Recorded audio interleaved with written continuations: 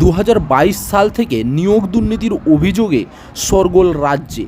সমতলের পাহাড় প্রমাণ দুর্নীতির পর গত বছর শেষের দিকে পাহাড়েও নিয়োগ কেলেঙ্কারির একাধিক অভিযোগ সামনে এসেছে। এ অবস্থায় জিটিএতে নিয়োগ দুর্নীতির তদন্ত করার জন্য সিবিআইকে নির্দেশ দিয়েছিল কলকাতা হাইকোর্ট। তবে এদিন উচ্চ আদালতের সেই রায়ের উপর আগামী 2 সপ্তাহের জন্য স্থগিতাদেশ দিল সুপ্রিম কোর্ট।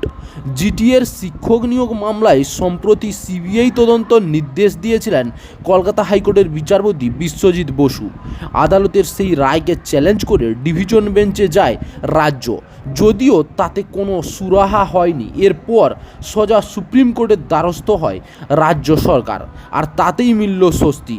পাহাড় নিয়োগ দুর্নীতিতে এক বেনামি চিঠি নিয়ে তদন্ত চলছিল সিবিআই। 2019 সালের জানুয়ারি মাসে জিটিএ এলাকায় শিক্ষক নিয়োগ শুরু হয়। পরে দুর্নীতির অভিযোগ সামনে আসতে ওই বছর মার্চ মাসে কলকাতা হাইকোর্ট মামলা দায়ের হয়। প্রাথমিক, আপার প্রাইমারি ও উচ্চ বিদ্যালয় সব মিলিয়ে বহু অভিযোগ সামনে আসে।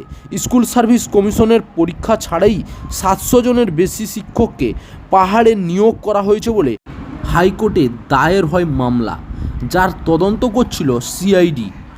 পরে ওই মামলায় কলকাতা হাইকোর্টের নির্দেশে শুরু হয় সিবিআই তদন্ত।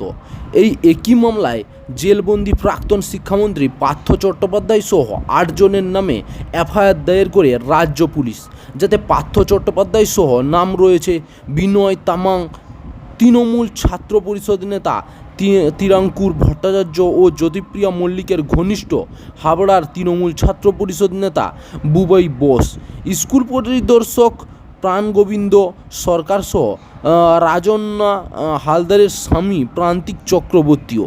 সেই মামলাতেই হাইকোর্টের নির্দেশ তদন্ত করছিল সিবিআই। এদিন এজেন্সি তদন্তের উপর স্থগিতাদেশ দিল সর্বোচ্চ আদালত।